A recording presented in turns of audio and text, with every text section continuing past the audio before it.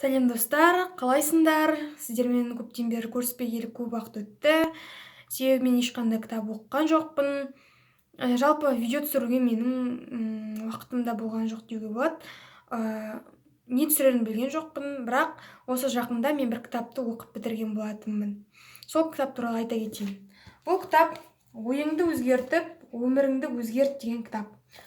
Бұл кітап жалпы өте керемет кітап, және бұл кітап басқа кітаптарға ұқсамайды.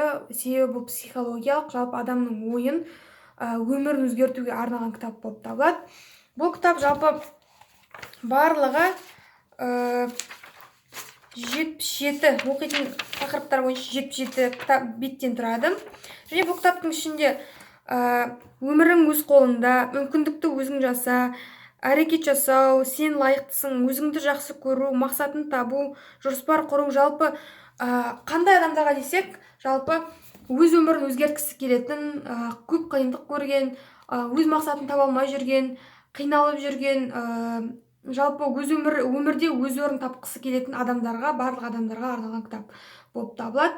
Бұл кітапты оқыған кезде бұның ішінде әр бөлімдерде өзіндік тапсырмалары бар, және сол тапсырмаларды жазып орындаған дұрыс.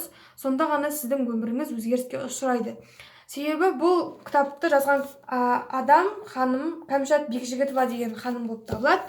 Және ол өз өмірінде көптеген қиындық көрген, және сол қиындықтардың арқасында көптеген жетістіктер жетіп, осы кітапты жазуды қолға алған, және осы кітапты жазып шығарған. Және өзі сияқты қиындық көрген адамдарға да көмек ретінде болсын деп осы кітапты жазған болатын. Мен бұл кітапты бір айға жетпей уақыттың ішінде аяқтап бітірген болатынмын.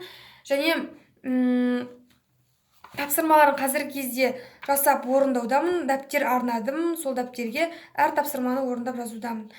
Және бұл кітап сізге міндетті түрде көмектеседі, егер сіз міндетті түрде өзіңіз осы тапсырмаларды орындап жасайтын болсаңыз деп айтар едім. Міне әзірге осы кітапты оқыдым.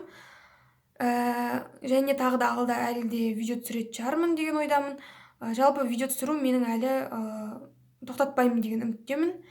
Және осы кітапты сіздерге оқуға кеңес беремін. Жақсы, сау болыңыздар.